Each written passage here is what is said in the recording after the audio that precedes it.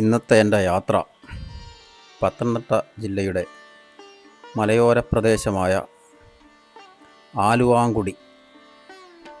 ഇത് കോന്നി ഫോറസ്റ്റ് റേഞ്ചിലുള്ള ഒരു സ്ഥലമാണ്.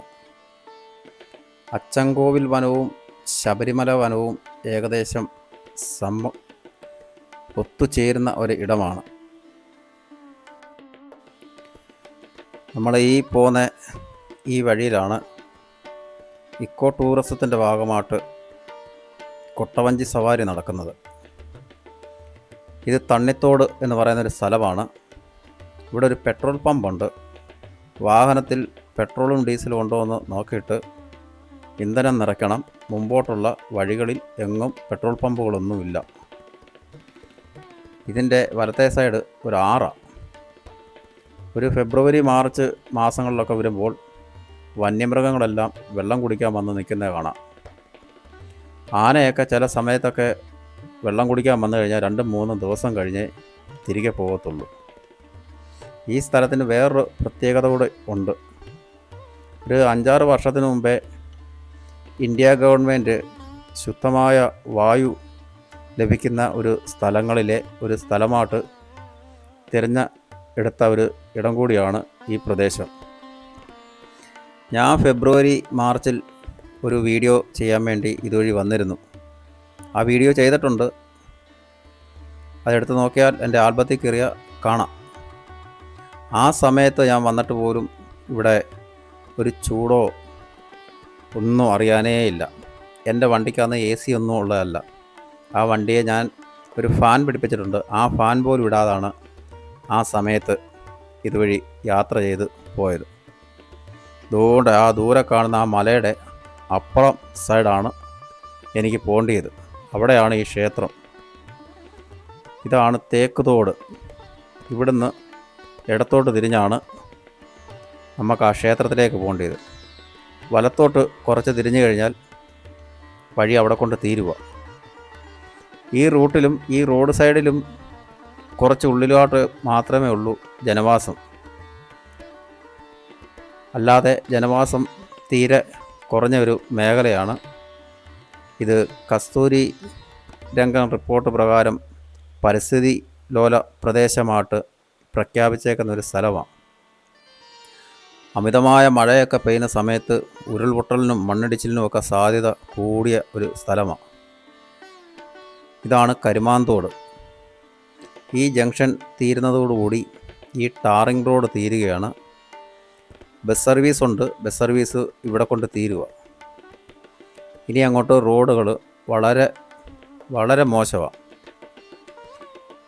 ഇവിടെ ഇടത്ത് സൈഡെല്ലാം നല്ല അഗാധമായ കുഴിയാണ്. അങ്ങിങ്ങാട്ട് ജനവാസവും എല്ലാം ഉണ്ട്. വലത്തെ സൈഡിലും ഉണ്ട്. കുറച്ച് ഉള്ളിലോട്ട് മാറിക്കഴിഞ്ഞാൽ ഒരു 1-2 കിലോമീറ്റർ മാക്സിമം മാറിക്കഴിഞ്ഞാൽ പിന്നെ ജനവാസമില്ല. തീർത്തും വിജനമായ കൊടും വനമാണ്. ആ വലത്തോട്ട് കാണുന്ന റോഡ് അതൊരു 2 കിലോമീറ്റർ കയറി കഴിഞ്ഞാൽ അവിടെ കൊണ്ട് തീരുക. വനത്തിൻ്റെ ബോർഡറിൽ ചെന്ന് ഇവിടെ ആനയും പുലിയും കടുവായും ഒക്കെ ഇറങ്ങിയിട്ടുള്ള സ്ഥലങ്ങളാണ്. ആനയും പുലിയും നിത്യ സന്ദർശകരാണ്. കടുവായൊക്കെ കണ്ടിട്ടുണ്ട്. ഇവിടുന്ന് ഒരു പേപ്പർ കനത്തിന് കയറ്റമാണ്. ഇവിടുന്ന് കയറി പോകുമ്പോൾ നമ്മൾക്കൊരു വലിയ കയറ്റമായിട്ട് തോന്നത്തില്ല. ഒരു 2-2.5 കിലോമീറ്റർ മുകളിൽ കയറിയിട്ട് തിരിഞ്ഞ് നോക്കണം. അന്നേരമേ നമ്മൾ കയറി വന്ന ആ കയറ്റത്തിൻ്റെ ആ ഒരു എഫക്റ്റ് അറിയത്തുള്ളൂ. ഇവിടുന്ന് മുതൽ അതികഠിനമായ കയറ്റമാണ്. ഞാൻ കുറേ ദൂരെ കൊണ്ടുവന്ന് വാഹനം നിർത്തിയിട്ട് തിരികെ നിന്നൊരു വീഡിയോ എടുത്തതാണിത്. കണ്ടോ? ഈ റൂട്ടേ വരുന്നവർ ഒരു കാര്യം കൂടെ ശ്രദ്ധിച്ചോണം. 2 വീലറോ ജീപ്പോ അല്ലെങ്കിൽ ഹൈറ്റുള്ള വാഹനം കൊണ്ട് മാത്രമേ വരാവൂ. റോഡ് വളരെ മോശമാണ്. വരുന്ന വഴിക്ക് ഈ റോഡ് തിരിഞ്ഞ് കയറാനും ബുദ്ധിമുട്ടാണ്. കഴിഞ്ഞ ട്രിപ്പ് വന്നപ്പോൾ ഞാൻ എൻ്റെ വണ്ടിയും കൊണ്ട് വന്ന് തിരിഞ്ഞ് കയറിയില്ല. ആ നേരെ പോയ റോഡിൽ പോയി അവിടുന്ന് തിരിച്ച് ഫ്രണ്ട് എടുത്ത് കയറി വന്നതാണ്. ഇതാണ് 2 വീലറിലാണ് ഞങ്ങൾ വന്നത്. 2 വീലറെ ഞങ്ങൾ 2 പേര് കയറിയില്ല. ഞാൻ പിന്നെ ചാടി ഇറങ്ങി. എന്നിട്ട് അവൻ ഒറ്റയ്ക്ക് കയറിപ്പോയി. ഇതെല്ലാം കുരുമുളക് കൃഷിയാണ്. ഇവിടെ കുരുമുളകൊക്കെ നല്ലപോലെ കായ്ക്കുന്ന ഇടവാണ്. കാര്യം എന്ന് പറഞ്ഞാൽ നല്ല തണുത്ത മേഖലയാണ്. വേണ്ട, ഇവിടെ ക്ഷേത്രത്തിൽ പോയി വരുന്ന ജീപ്പാണ്. ജീപ്പ് ഇവിടെ ട്രിപ്പ് അടിക്കുന്നുണ്ട്. കോന്നിയിൽ നിന്നും ജീപ്പ് വിളിച്ച് വരാം. സീതത്തോട് എന്ന് പറയുന്ന സ്ഥലമുണ്ട്, അവിടെ നിന്നും ജീപ്പിന് കയറി വരാം. കരുമാന്തോട്ടിൽ നിന്ന് ജീപ്പ് ട്രിപ്പ് അടിക്കുന്നുണ്ട്, അത് ബസ്സിന് വന്നിറങ്ങിയിട്ട് ജീപ്പിന് കയറി വരണം. വിളിച്ച് വരുവാണെങ്കിൽ കരുമാന്തോട്ടിൽ നിന്ന് ജീപ്പ് വിളിച്ച് വരാം, കോന്നിയിൽ നിന്നും ജീപ്പ് വിളിച്ച് വരാം, സീതത്തോട്ടിൽ നിന്നും ജീപ്പ് വിളിച്ച് വരാം. ഇവിടെ നിന്നോട്ട് റോഡ് വളരെ ഡേഞ്ചറാണ്, സ്ഥലവും വളരെയധികം ഡേഞ്ചറാണ്. അതുകൊണ്ട് മാക്സിമം കൊച്ചു വാഹനങ്ങൾ കൊണ്ട് വന്ന് ഇവിടെ പെട്ടുപോകരുത്. ഈ ക്ഷേത്രം എല്ലാ ദിവസവും തുറക്കില്ല. മലയാള മാസം 1-ാം തീയതിയും ശിവരാത്രി അതുപോലുള്ള വിശേഷാൽ ദിവസങ്ങളിൽ മാത്രമേ ഈ ക്ഷേത്രം തുറക്കത്തുള്ളൂ. അതുകൊണ്ട് തന്നെ ഈ വീഡിയോ കണ്ടത് വേണ്ടേ, ആന ഇറങ്ങിയതാണ് കണ്ടോ. ഞങ്ങൾ ഇപ്പോൾ ഇതുവഴി വരുന്നതിന് ഒരു അരമണിക്കൂറിനകം ആന പാസ് ചെയ്തതാണ്. വേണ്ട, പിണ്ടമൊക്കെ കിടക്കുന്നുണ്ടോ, നല്ല ഫ്രഷ് പിണ്ടമാണ്, ആവി വിറക്കുന്നുണ്ടായിരുന്നു. ഇത് കാണുന്ന ആൾക്കാർ ക്ഷേത്രത്തിൽ തൊഴാൻ വേണ്ടിയോ അല്ലെങ്കിൽ റൈഡർമാർ റൈഡിങ്ങിനോ വ്ളോഗർമാർ വ്ളോഗിന് വേണ്ടിയോ വരാൻ പാടില്ല. വളരെ ഡേഞ്ചറായ സ്ഥലമാണ്. 24 മണിക്കൂറും ഈ വഴികളിൽ ആന ഇറങ്ങി നിൽക്കുന്ന ഒരു സ്ഥലമാണ്. ഈ 1-ാം തീയതി ദിവസം ക്ഷേത്രത്തിലേക്ക് ഈ ജീപ്പും വാഹനങ്ങളും ആൾക്കാരും ഒക്കെ വരുന്നതുകൊണ്ട് മാത്രമാണ് ഈ ആനയെ കാണാത്തത്. ഈ റോഡ് സൈഡിൽ നിന്നൊരു 50 മീറ്റർ ഉള്ളിലോട്ട് മാറാമെന്നുണ്ടെങ്കിൽ അവിടെ എല്ലാം ആനകൾ കാണും. ഞങ്ങളും ഭയപ്പെട്ട് തന്നെയാണ് പോയിക്കൊണ്ടിരിക്കുന്നത്. കഴിഞ്ഞ പ്രാവശ്യം എൻ്റെ വണ്ടി ഒരു വിധത്തിലൊക്കെ എങ്ങനെയൊക്കെയോ ഞാൻ കയറ്റിക്കൊണ്ട് വന്നത്. ഈ കൊടുംവനത്തിൻ്റെ നടുവിൽ വാഹനം നിർത്തിയിട്ട് ലാസ്റ്റ് നടന്നു പോകേണ്ടി വന്നു. ഇപ്പോൾ ബൈക്ക് കൊണ്ട് വന്ന എൻ്റെ ആ സുഹൃത്തും അന്ന് എൻ്റെ കൂടുണ്ട്. ആ സുഹൃത്ത് നേരത്തെ ഈ ക്ഷേത്രത്തിൽ വന്നിട്ടുണ്ട്. ഞാൻ ആദ്യമായിട്ടായിരുന്നു ക്ഷേത്രത്തിൽ വന്നത്. എനിക്ക് ക്ഷേത്രത്തിൽ പോയി തൊഴുത് മടങ്ങി വണ്ടിയുടെ അടുത്ത് വരുന്നിടം വരെ ഭയമായിരുന്നു. തിരിച്ചു വരുമ്പം വണ്ടി വല്ലോ ആന വല്ലതും ചവിട്ടി കൂട്ടിയോ എന്നുള്ള ഒരു പേടിയായിപ്പോയി.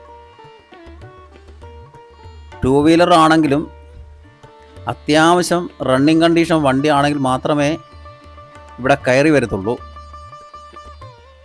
പഴയ വാഹനങ്ങളൊക്കെ ആണെന്നുണ്ടെങ്കിൽ കയറി വരത്തില്ല. അത്യാവശ്യം നല്ലപോലെ പണിയൊക്കെ ചെയ്ത് നല്ല വലുവൊക്കെ ഉള്ള വാഹനം മാത്രമാണെങ്കിൽ കയറി വരൂ. കാരണം റോഡ് അതേലത്തെ കണ്ടീഷനാണ് കണ്ടോ.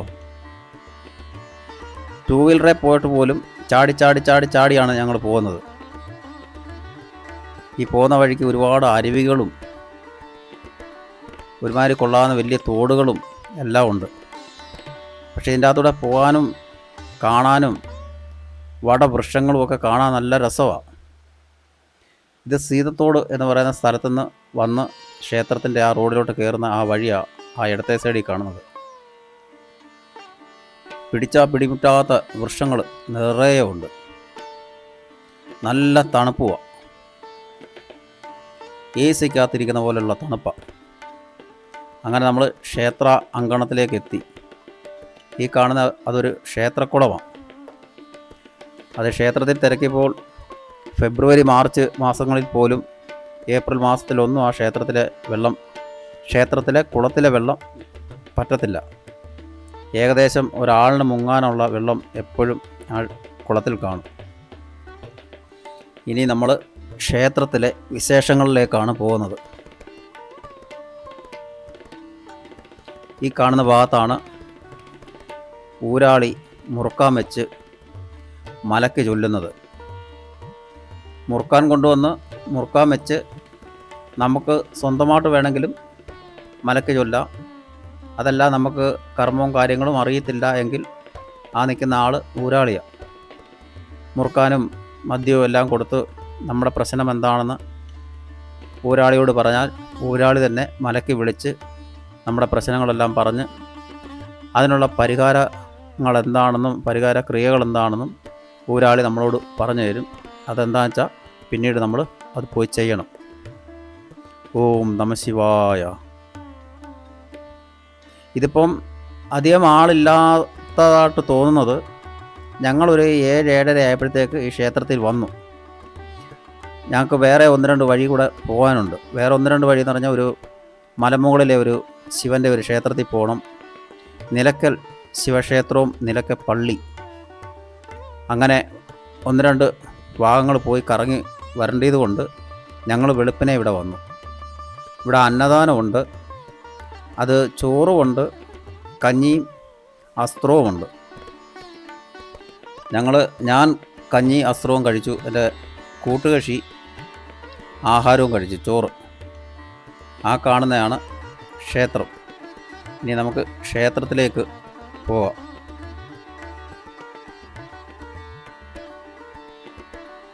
ഓം നമഃശിവായ. ഇവിടെ ശിവഭഗവാനെ കൂടാതെ ബ്രഹ്മരക്ഷസ്, ശാസ്താവ്, ഗണപതി, പാർവതി, മുരുകൻ, നാഗയക്ഷി ഇങ്ങനെയുള്ള ഉപദൈവങ്ങളും ഉണ്ട്. ഇതാണ് ക്ഷേത്രത്തിൻ്റെ കമ്മിറ്റി ഓഫീസും കാര്യങ്ങളും.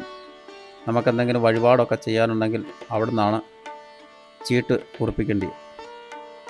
ഇവരെല്ലാം ഇന്ന് വൈകിട്ട് ക്ഷേത്ര നട അടച്ച് ഇതെല്ലാം പിറക്കിയെല്ലാം വെച്ച് വീട്ടിൽ പോയി കഴിഞ്ഞാൽ പിന്നെ ഒന്നെങ്കിൽ അടുത്ത വിശേഷാൽ ദിവസം അല്ലെങ്കിൽ മലയാള മാസം 1-ാം തീയതി മാത്രമേ വരത്തുള്ളൂ. എനിക്ക് വീണ്ടും വീണ്ടും പറയാനുള്ളത്, ഈ ക്ഷേത്രത്തിൽ ഞാൻ പറഞ്ഞ ദിവസങ്ങളിലല്ലാതെ ഒരു കാരണവശാലും വരല്. പിന്നെ ചെറുപ്പക്കാർ പിള്ളേരോട് പ്രത്യേകം പറയുകയാണ്, ഡേഞ്ചർ സോണാണ്. വ്ളോഗ് എടുക്കാനോ ക്ഷേത്രം കാണാൻ വേണ്ടിയോ ഒന്നും ക്ഷേത്രം തുറക്കാത്ത ദിവസങ്ങളിൽ വരരുത്. ഡേഞ്ചർ സോണാണ്. 24 മണിക്കൂറും ആന ഇറങ്ങി ഇവിടെല്ലാം നിൽക്കുന്നതാണ്. ഈ ക്ഷേത്രത്തിൻ്റെ ഒരു പ്രത്യേകത, ഈ ക്ഷേത്രാങ്കണത്തിൻ്റെ ആ ഫ്രണ്ടിലും എല്ലാ ആനയും പുലിയും ഉൾപ്പെടെ എല്ലാ മൃഗങ്ങളും വരുന്ന ഒരു ഇടമാണ്. പക്ഷേ ക്ഷേത്രത്തെ മാത്രം ഒരു കേടുപാട് വരുത്തുകയോ ആ ക്ഷേത്രത്തിൻ്റെ പരിസരത്ത് ചുറ്റുവട്ടത്ത് വരികയോ ഒന്നും ചെയ്യില്ല. അത് ശിവഭഗവാന്റെ എന്തോ ഒരു അനുഗ്രഹമാണ്. ഈ ഏരിയയിൽ ഒരു മൃഗങ്ങളും കയറി ഒന്നും ചെയ്യില്ല. മാന, കേഴ ഇങ്ങനെയൊക്കെയുള്ള മൃഗങ്ങൾ വന്ന് പോച്ചയൊക്കെ ഭക്ഷണമാക്കും. പക്ഷേ ശല്യക്കാരായ ആനയോ കാര്യങ്ങളോ ഒന്നും ആ ക്ഷേത്രാങ്കണത്തിൽ കയറില്ല. ഓം നമഃശിവായ. ഈ ക്ഷേത്രത്തിലെ ഏറ്റവും വലിയ ഉത്സവം ശിവരാത്രിയാണ്. എനിക്ക് ആപത്തുകൾ ഒന്നും പറ്റിയില്ല എങ്കിൽ ശിവരാത്രിയുടെ ഒരു വീഡിയോ ഞാൻ ചെയ്യാം. അന്ന് ദിവസം വാഹനങ്ങളൊക്കെ ഓരോരുത്തർ ഡെക്കറേഷനൊക്കെ ചെയ്ത് പിക്കപ്പ് വാഹനത്തിലൊക്കെ ആയിരിക്കും ഈ ക്ഷേത്രത്തിലേക്ക് വരുന്നത്. അതെല്ലാം ഒന്ന് കാണേണ്ട കാഴ്ച തന്നെയാണ്. ഓം നമഃശിവായ. ഓം നമഃശിവായ.